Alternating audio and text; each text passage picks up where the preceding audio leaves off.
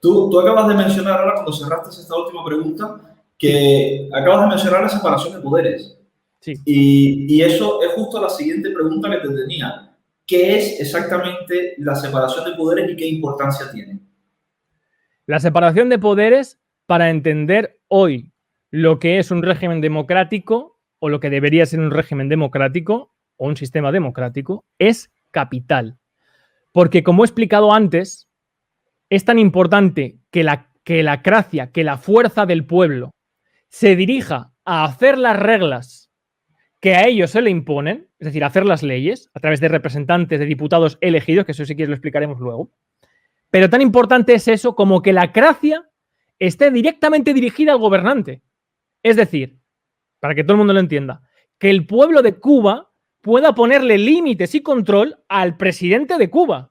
Que el presidente de Cuba no pueda hacer lo que le dé la gana. Que no pueda sacar la policía a pegar tiros a la gente, o que por lo menos si lo hace le cueste el puesto. Hay una serie de garantías y esas se llaman separaciones de poderes. He explicado antes que funcionalmente en Cuba, como funciona ese sistema, el presidente hace las leyes y las ejecuta. Bueno, pues desde Locke, y un poco antes también, y posteriormente muy desarrollado por el barón Secondán de Montesquieu en El espíritu de las leyes, y una traducción magnífica. Tenemos la suerte en Latinoamérica y en España de tener uno de los mejores traductores de Montesquieu, que llega incluso a embellecer todavía más la explicación de Montesquieu, que es Francisco de Miranda, que es el único latinoamericano y español que figura su nombre en el Arco del Triunfo de la Revolución Francesa en Francia. Bueno, pues Francisco de Miranda explica muy bien la separación de poderes de Montesquieu, que es la garantía y la funcionalidad de que cuando el pueblo tiene la facultad directa de nombrar representantes directos y formar una cámara legislativa para hacer las leyes, esos diputados tienen además la función, por lo tanto, de vigilar que el Ejecutivo solamente aplica las leyes, no las hace ni las interpreta para legislar interpretando, etcétera, etcétera. Eso se llama separación de poderes. Eso está perfectamente instituido y es el único país del mundo donde se ha conseguido por azar, porque se hizo huyendo del parlamentarismo inglés, porque el parlamentarismo no tiene separación de poderes. De la Cámara Legislativa nace el presidente, lo que pasa es que sí que hay representación, lo que garantiza, por lo tanto, que sea muy difícil hacer lobbies, pero aún así los puede haber. Pero en la democracia norteamericana, en la primera constitución, la confederal, ya la de 1777, se concibe un sistema, en ese momento sí, por odio al parlamentarismo inglés, porque los colonos norteamericanos, que eran ingleses, habían pedido la igualdad con el parlamento inglés y este se la había denegado, y por odio al parlamentarismo inglés, inventan un sistema que el primero que lo define muy bien es Alexander Hamilton, que fue secretario del Tesoro con Washington, y lo define como una república constitucional. Es decir, que son las reglas políticas las que fundan la república. Son las reglas políticas, las reglas de juego políticas, las que fundan la república.